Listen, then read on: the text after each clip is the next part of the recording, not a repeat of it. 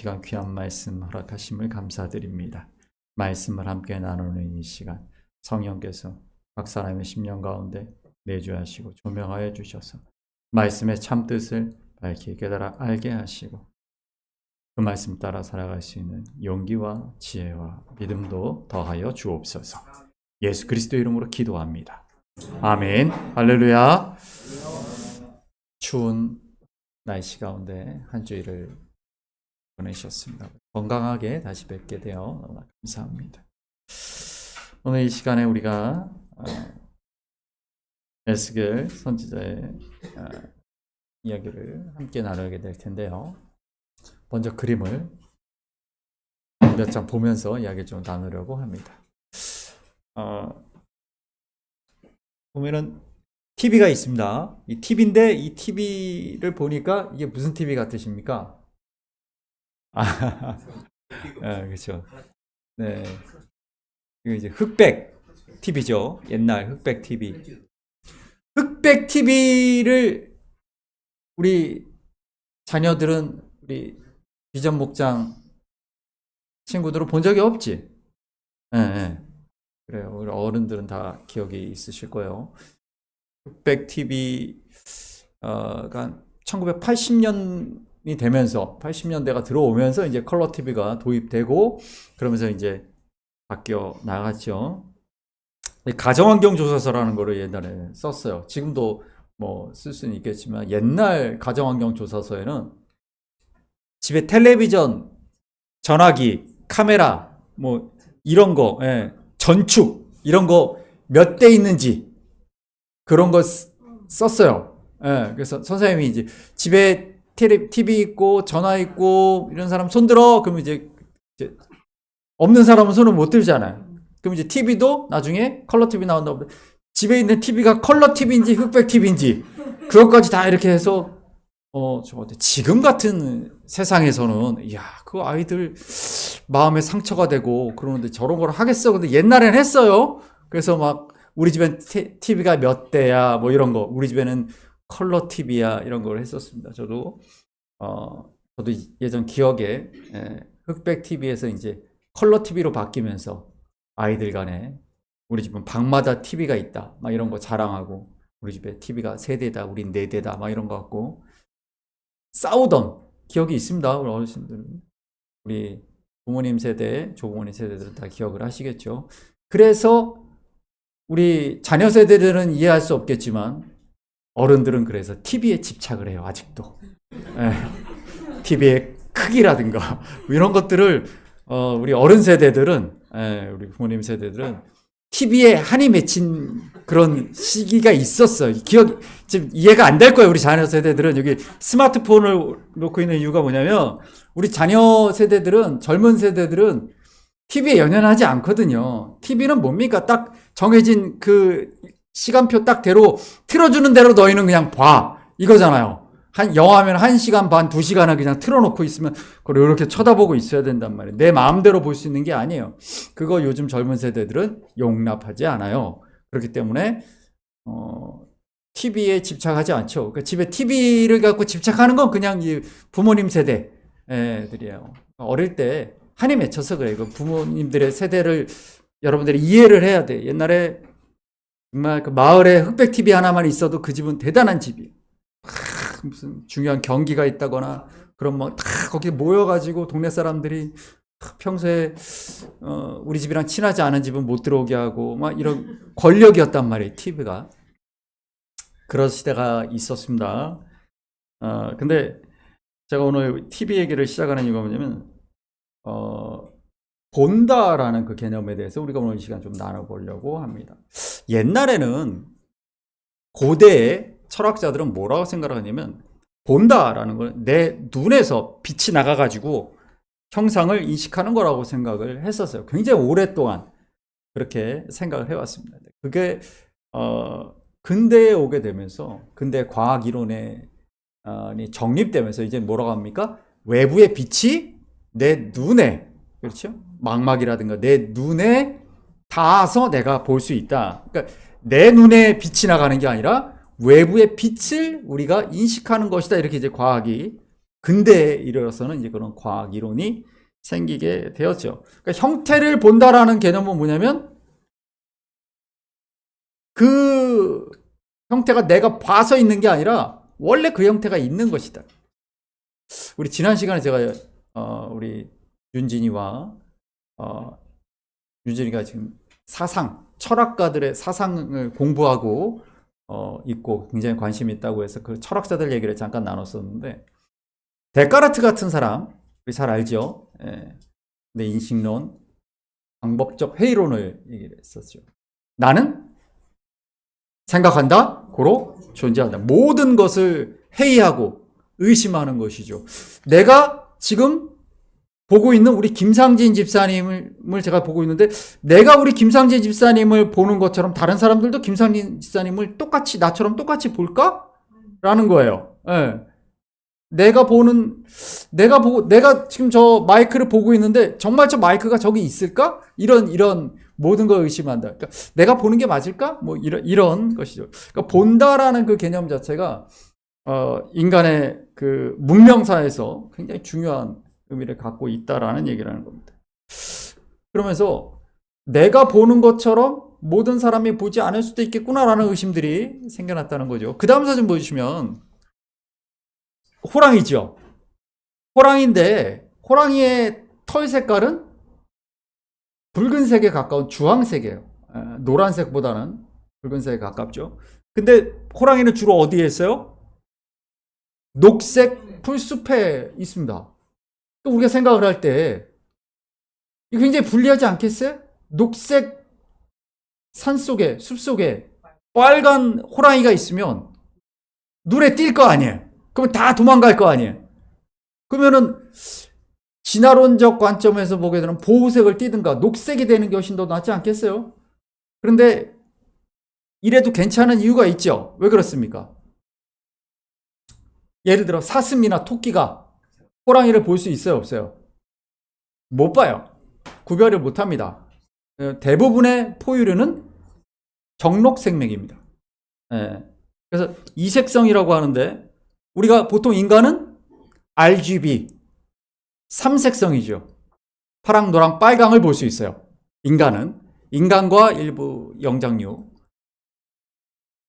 대부분의 포유류는 이색성이에요. 그래서 빨간색을 못 봅니다. 그러니까 이 호랑이도 풀숲하고 색깔 차이가 없는 거예요. 사슴이나 토끼가 봤을 때. 그러니까 아무 문제 없이 호랑이가 여태까지 멸종하지 않고 있었던 거죠. 그러니까 우리가 여기 소가 빨간색을 보면 흥분해서 달려든다. 이 얘기는 사실이 아닌 거죠. 빨간색을 구분하지 못해요, 소는. 이제 진화 생물학자들은, 과학자들은 왜 일부 영장류들, 원숭이들, 그리고 인간은 왜 빨간색을 볼 수 있을까? 원래 과일을 먹는, 과일은 녹색에서 빨간색이 돼야 익은 거잖아요. 그러니까 과일을 먹던 게 있어서 그런가 보다 이렇게 얘기를 한 거죠. 그래서 인간은 모든 그런 동물들보다 우월하다.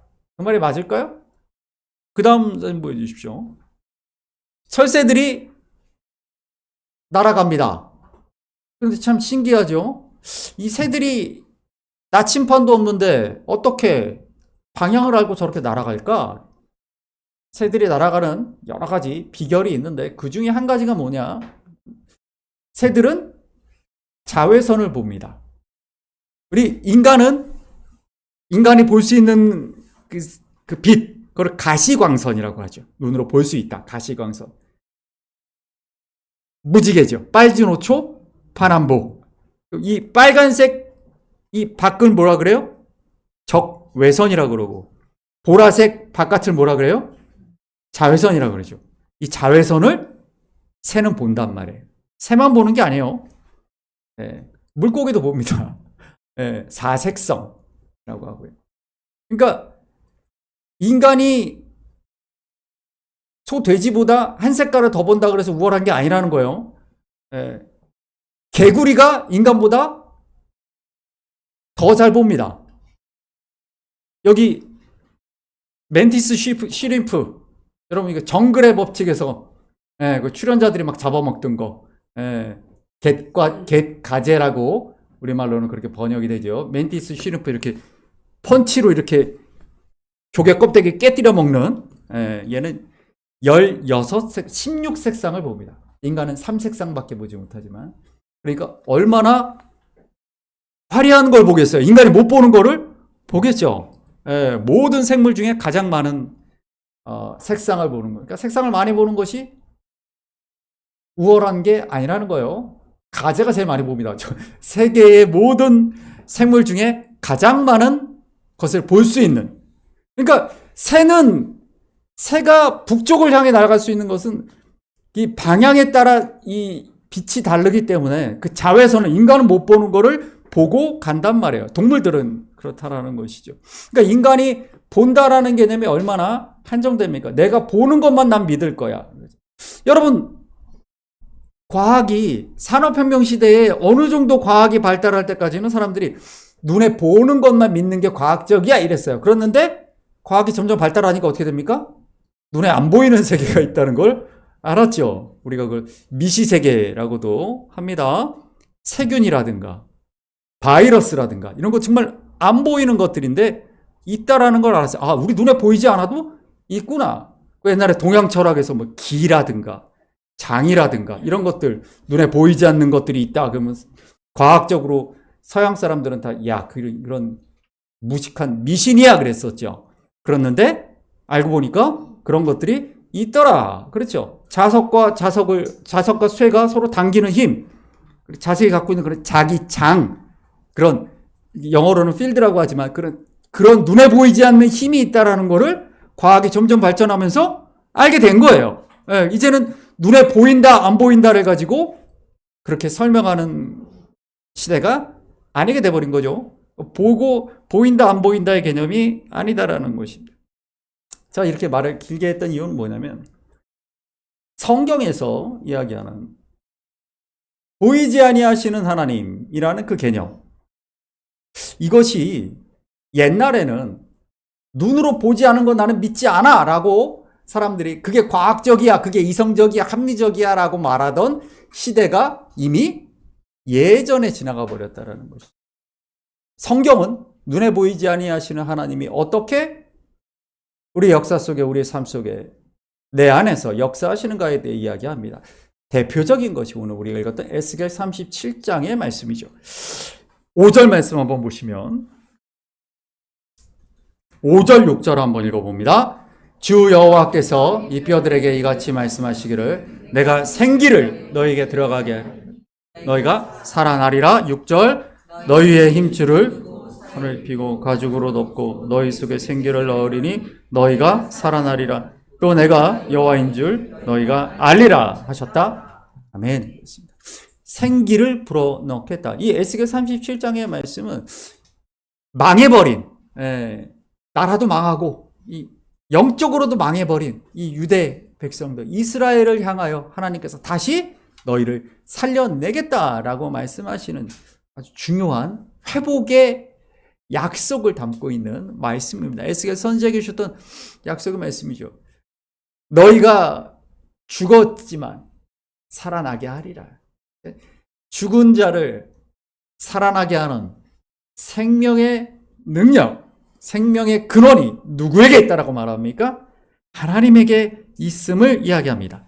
이 원어로 보시게 되면 이 생기라고 하는 이 말이 히브리어 단어로 루아흐입니다. 루아흐. 이 말이 왜 중요하냐? 여러분 제가 이번 금요일 날 영적이라는 그런 영적 예배 로마서 12장 말씀 나누면서 그 영이 우리가 생각하는 영이 아니다. 로기코스 라트레이아라는 말은 영적이라는 말과 상관없다라는 말씀을 드렸었죠. 성경에서 영적이다라고 말할 때 그 영, 그게 바로 이 루아크인데 이 말씀이 어떻게 쓰였는가? 욥기 33장 4절 보시게 되면 읽어볼까요? 하나님의 영이 나를 지으셨고 나를 살리시니라. 아멘. 하나님의 영, 하나님의 기운, 보이진 않지만 나를 살리는 하나님의 영, 루아흐 엘, 엘은 하나님이죠. 하나님의 영, 루아흐. 이 하나님의 영이 있어야 내가 살아난다, 이 얘기를 하고 있는 거예요. 근데 여기에서 이 하나님의 영이 또한 무슨 역할을 우리에게 하시는가? 그 다음 말씀 보여주시면 감사합니다. 읽어봅니다.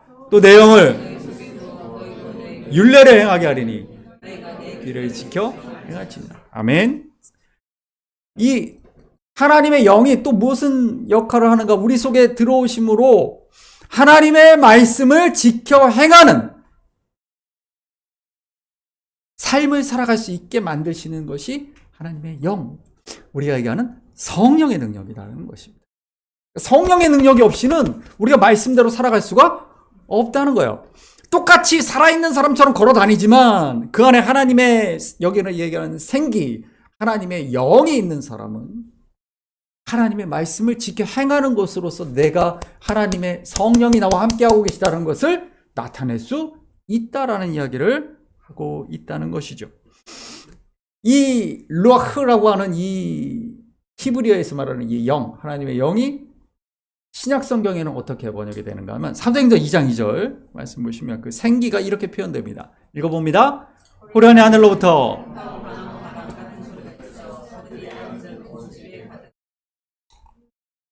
아멘.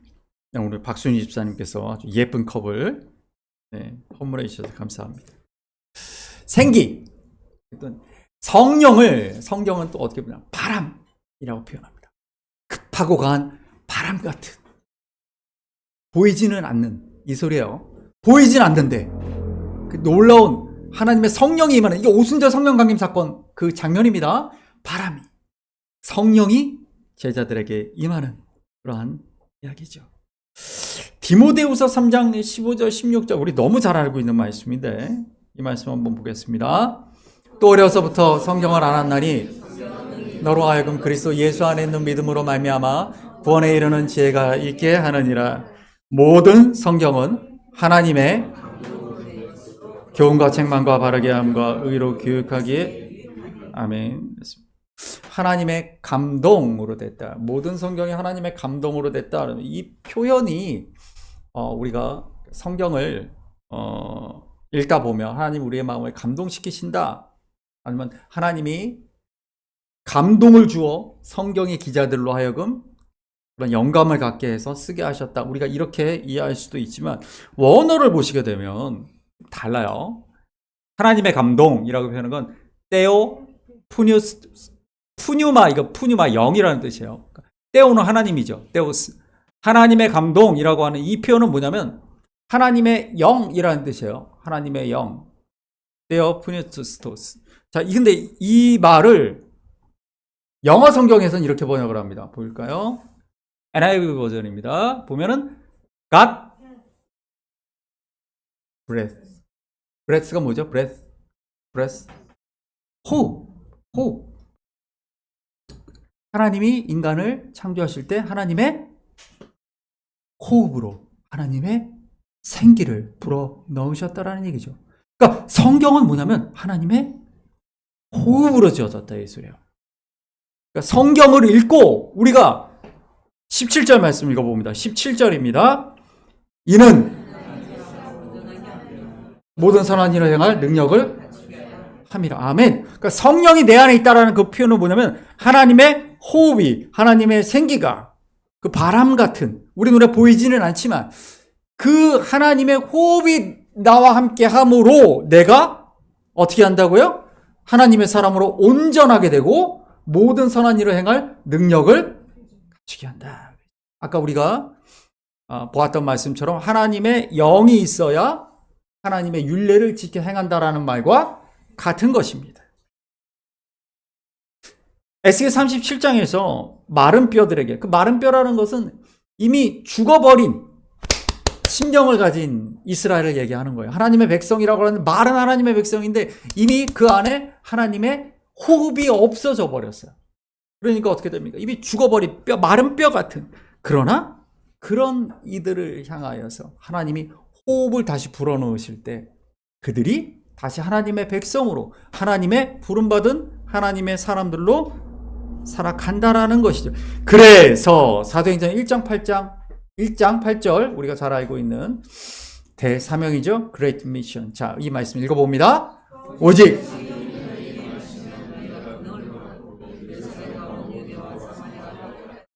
내 증인이 되리라 하시니라. 아멘. 그렇습니다. 바로 감사합니다. 네, 푸뉴마, 성령이라고 하는 그 영. 제가 그 금요일날 영적 예배라고 했을 때 그 로고스와 이 성경에서 말하는 그 영이라는 영적이다라고 말할 때 그 영이 다르다라고 말씀드렸는데 이게 영적이다라고 말하는 헬라어의 우리 신약에서 말하는 그 푸뉴마입니다. 푸뉴마. 구약에서는 루아흐, 여기서는 푸뉴마. 이 말이 왜 중요한가? 1장 8절의 말씀, 우리가 아까 봤지만 성령이 너에게 임하시면 너희가 권능을 받아서 하나님의 뜻대로 행할 수 있는 그 힘은 누구로부터 오는 것인가? 하나님의 호흡인 푸뉴마, 하나님의 영으로부터 온다라는 거예요. 내 힘이 아니라, 내 능력이 아니라, 그러니까 하나님의 능력이 없으면, 하나님의 호흡이, 하나님의 영이 내 안에 있지 않으면, 하나님의 호흡이 없으면 나는 살아도 산 게 아닌 거예요. 새 생명으로 우리가 살아간다, 거듭난다, 새 사람이 된다라는 의미가 무엇입니까? 그것이 하나님의 호흡으로 산다는 거예요. 하나님의 호흡으로 산다. 내 호흡으로 사는 게 아니고 하나님의 호흡으로 산다. 하나님이 나에게 주시는 그 능력이 거기에 있다라는 것이죠. 오늘 에베소서 1장 11절 한번 말씀을 쭉 읽어보겠습니다. 같이 읽습니다. 시작. 뜻의 결정대로 일하시는 이의 계획을 따라 우리가 예정을 입어 그 안에서 기업이 되었으니 이는 하심이라. 그 안에서 복음을 듣고 믿어 약속의 성령으로 인치심을 받았으니 이는 속량하시고 찬송하게 하려 하심이라. 아멘.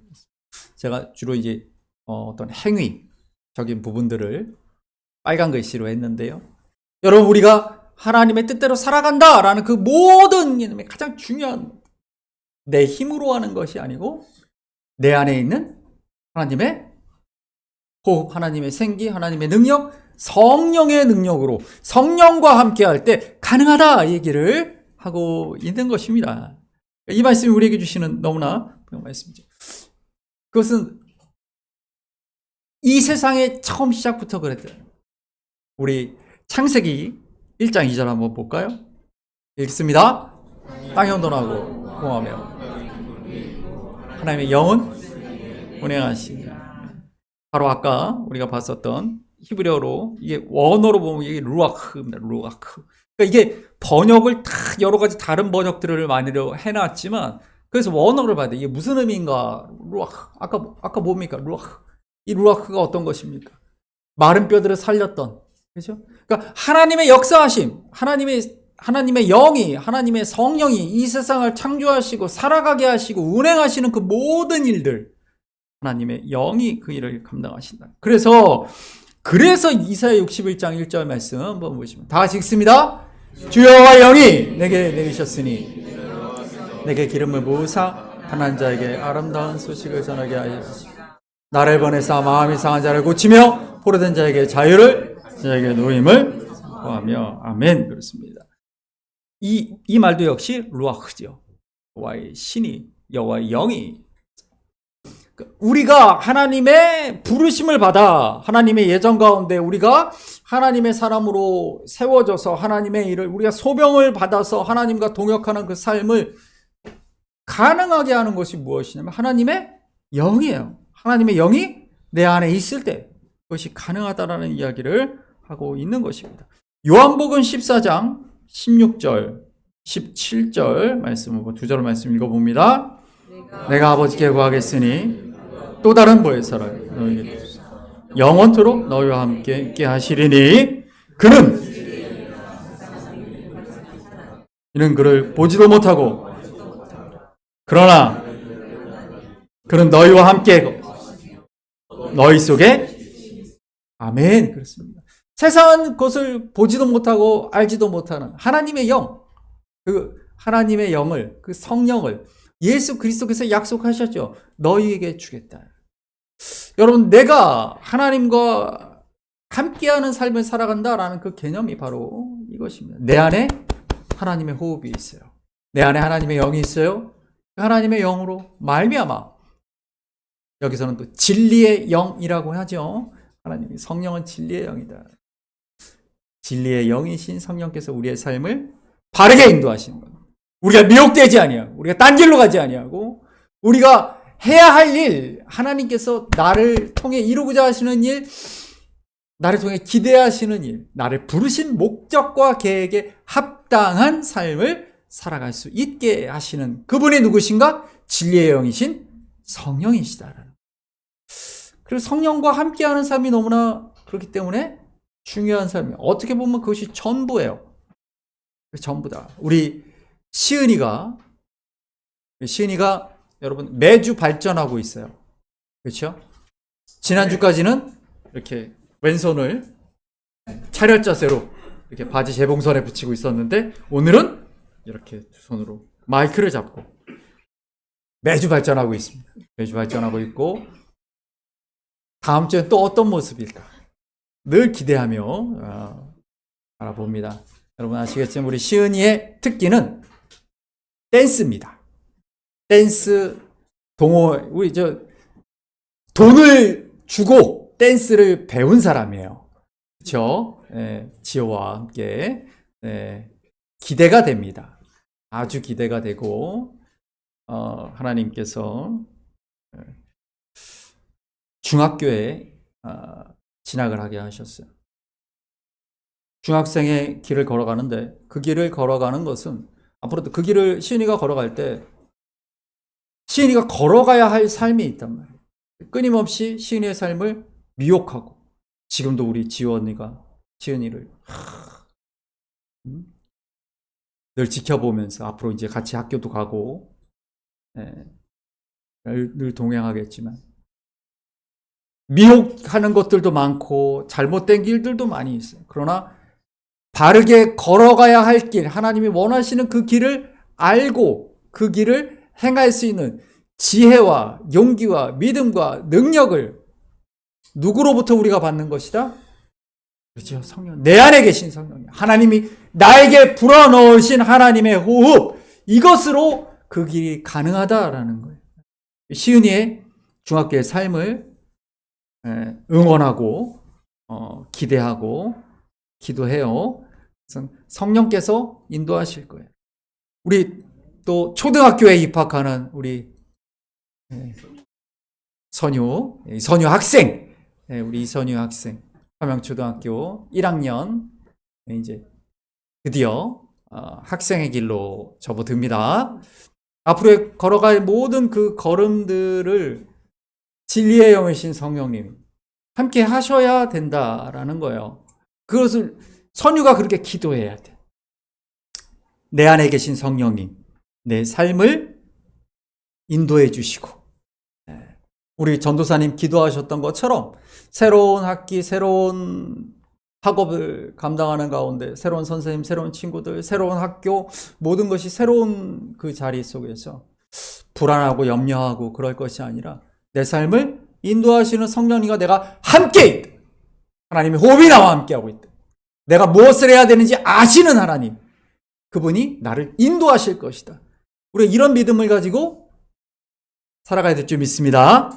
갈라디아서 5장 말씀을 우리 함께 볼 텐데요. 22절 23절입니다. 읽습니다. 오직 성령의 열매는 화평과 오래 참음과 충성과 이 같은 것을 아멘. 우리가 알고 있는 성령의 열매, 성령께서 나와 함께 하실 때 내 삶 가운데 나타내는 하나님의 놀라운 영광의 능력이죠. 근데 놀라운 것은 이 말씀들 잘 보십시오. 이 성령의 열매라는 것은 나를 위해 주어지는 게 아니에요. 다시 한번 읽어볼게요. 우리 성경 열매만 읽어볼게요. 사랑과 희락과 화평과 오래 참음과 자비와 양선과 충성과 온유와 절제예요. 이게 나 혼자 집에 앉아가지고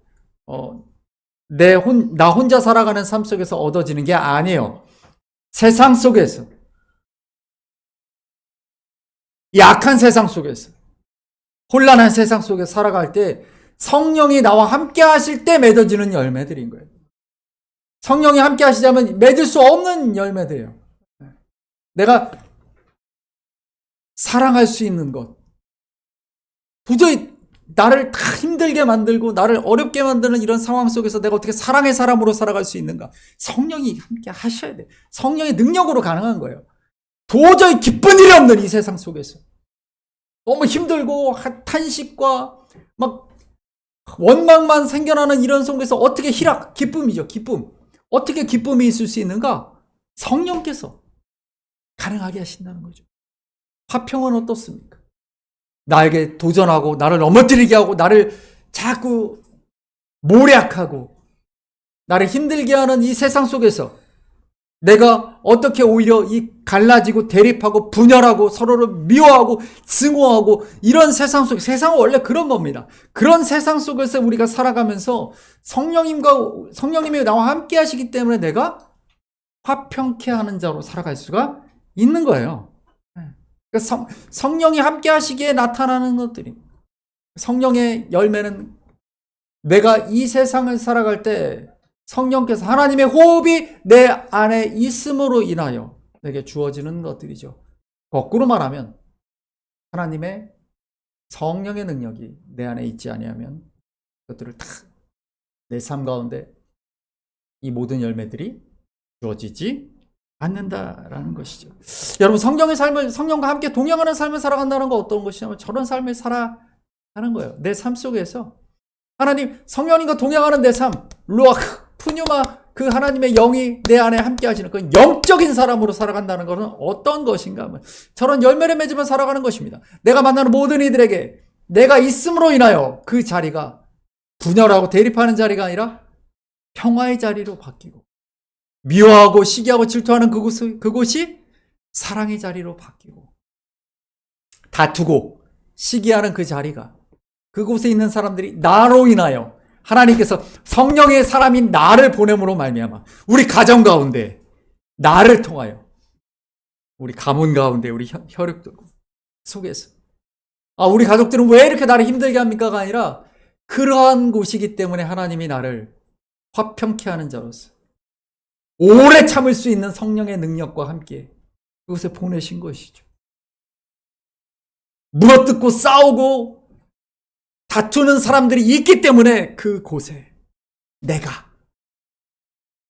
절제하는 성령의 능력을 힘입어 자비와 양선의 마음으로 하나님께서 나를 그곳에 보내신 거예요.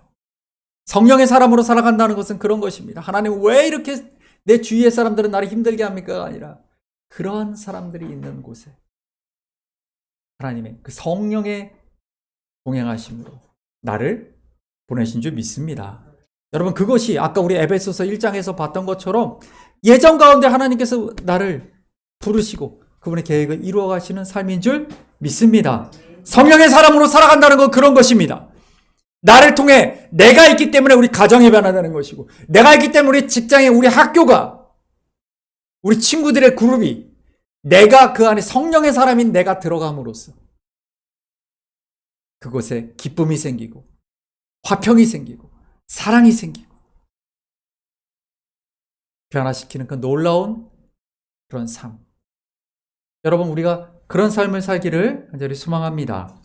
특별히 2025년 우리가 표를 나와 내 집은 여호와를 섬기겠노라. 우리 가정 가운데 하나님 나를 보내셔서 나를 통해 우리 가정이 그런 성령이 동행하시는 가정, 변화되는 가정, 우리 사랑하는 부모님이, 사랑하는 배우자, 사랑하는 자녀들이, 사랑하는 형제 자매가 나로 인하여 그런 나를 통해 나타나는 성령의 열매로 인하여 변화되는 한 해가 되게 해달라고, 여러분, 우리가 그런 간절한 마음으로 기도하면서 그런 소원을 가지고 한 해를 살아가시는 성령의 사람들, 성령의 공동체가 되기를 간절히 소망합니다.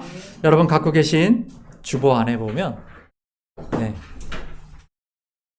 제가 참 사랑하는 찬양의 한 곡이 있는데 우리의 믿음의 고백을 담아서 성령의 사람으로 살아가길 원합니다. 함께 이 찬양을 올려드리겠습니다.